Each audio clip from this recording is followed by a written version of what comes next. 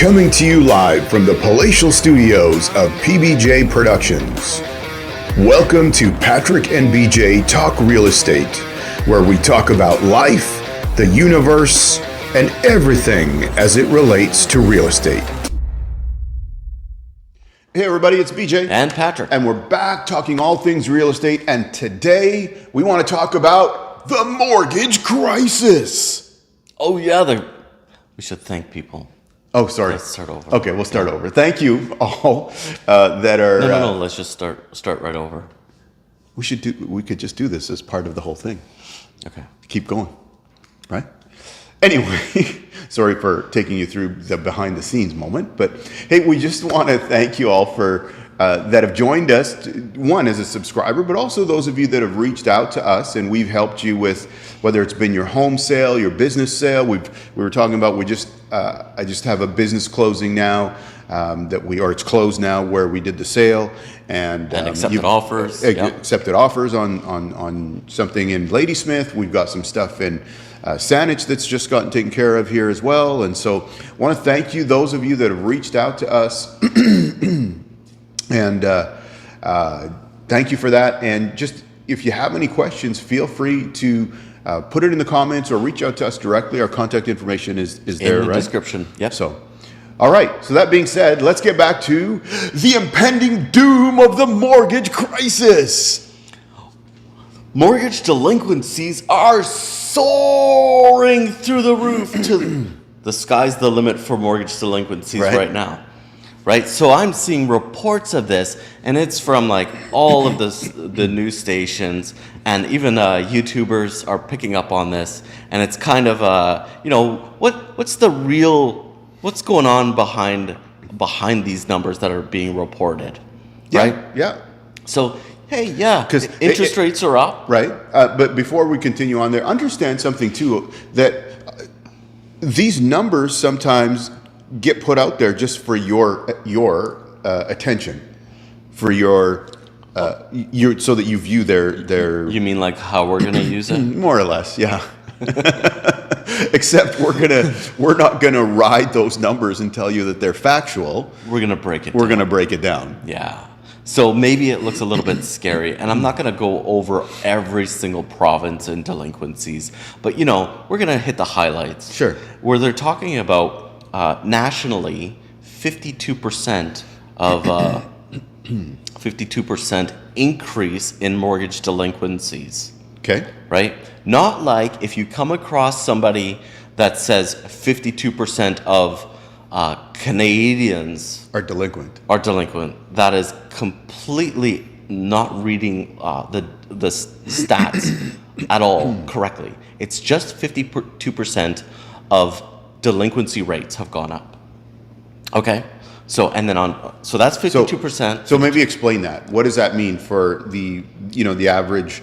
What's person? Considered a delinquency? Yeah. So what's considered delinquency, and what does 52% really mean? So. Mortgage delinquency rates are determined when someone is 90 days behind, three months behind on their mortgage payments, and then it gets reported to the bank association, Canadian Bank Association, is what happens, and then they record it.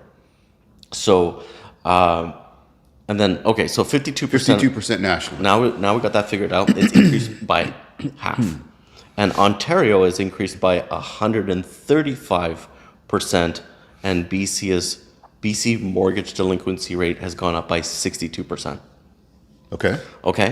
So bear with me. It doesn't mean the sky is falling, and it doesn't mean even historically that this is an alarming rate. So if we go back to our last sort of stock market crash that affected our real estate, affected our economy, all of that, we were never close to what the actual delinquency rate is here. So I have data for us.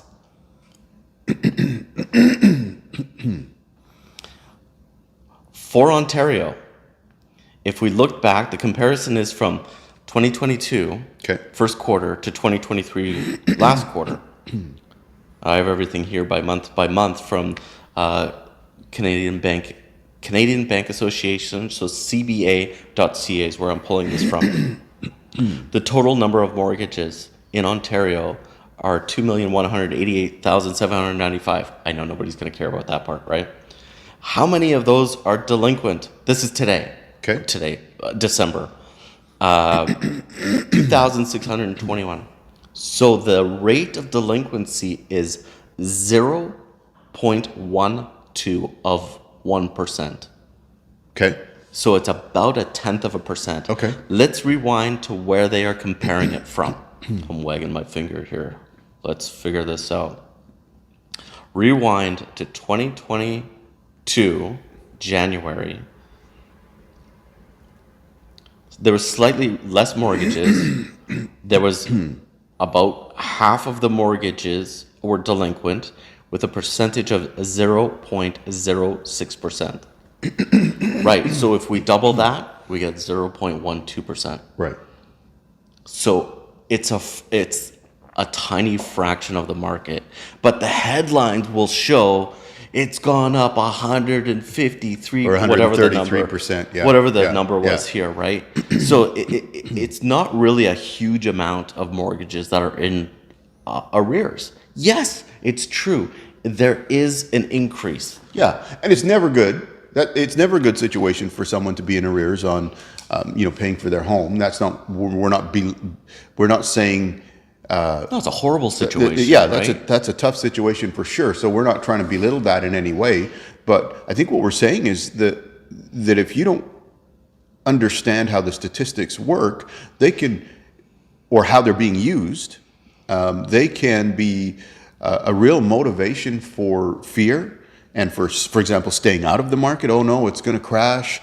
It's going to crash. I've been hearing about the bubble bursting in Victoria for, what are we on now? This is 2024. So I've been hearing about the bubble bursting here for 14 years now. Yeah, I got my license in 2004 and I started paying attention 2004. Yeah. So, and these kind of stats can get used to put that out there, but in reality, it's not good. Again, I want to qualify that. We're not saying it's okay. It's never good when someone is in a situation that they're not able to pay for their home and make their mortgage payments. It's a little bit deceiving when you're showing, even if it's a bankruptcy rate, unemployment rates, these delinquency rates. Yeah. We're coming from like all-time lows to say like, wow, look at the increases. But if we look at it like a 20-year chart, we've improved like a downward trend in all of these problems. I think we've become more fiscally responsible. And that's the end of that. So, and I agree with you. And that's why we want to share these numbers with you and break them down with some data. I can go through BC, I can go through the rest of the country. But you get the gist of where we're getting to. I'm going to bore myself to death, right? I've already looked at the numbers and I just realized, like, wait a minute. Like, yeah, these problems are occurring, but they do go in cycles. They do go up and down, on the charts. But, I think this makes a lot more sense when we say it this way versus saying it's 133% increase in mortgage delinquency. And then don't explain it. Right. It just sounds like panic. Right. Like, no, the sky is falling. Like there's going to be mortgages, bankruptcies, foreclosures, power of sale everywhere, right? I'm expecting the run on the bank. It's like from It's a Wonderful Life. That's right, let's pull my cash out. Right? It's a Wonderful Life, where they're all run into the bank and George Bailey goes with his wife and gives their wedding money. I don't remember this movie, sorry. What? How could you not remember? I know you brought it up before, but I'm just like, It's a Wonderful Life. You need your wife will be like, this is... All right, it's on our movie night. It's a Wonderful Life. It's the first movie that Jimmy Stewart did after World War II. So he was a pilot in World War II. And so this was the first movie he did. So he acted, then he joined, enlisted and joined, and fought in the war, and then he came back to acting. So this was the first movie that he did after coming out of World War II.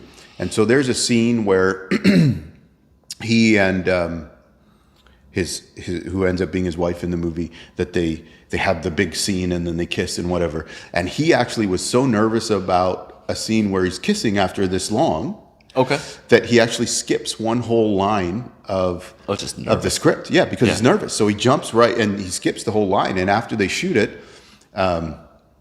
everybody says, "Hey, we missed a line." And the director is Frank Capra, and he says something to the effect of, "That's art. We're not going to shoot that again." So, so there you go. There's a little anecdotal information about It's a Wonderful Life. And those were the days where you have like 30-second, 1 minute, 2 minute long, like without a single cut. And they're acting, right? Right. Yeah. Those were the good old days, right? So until much music ruined everything. Yeah.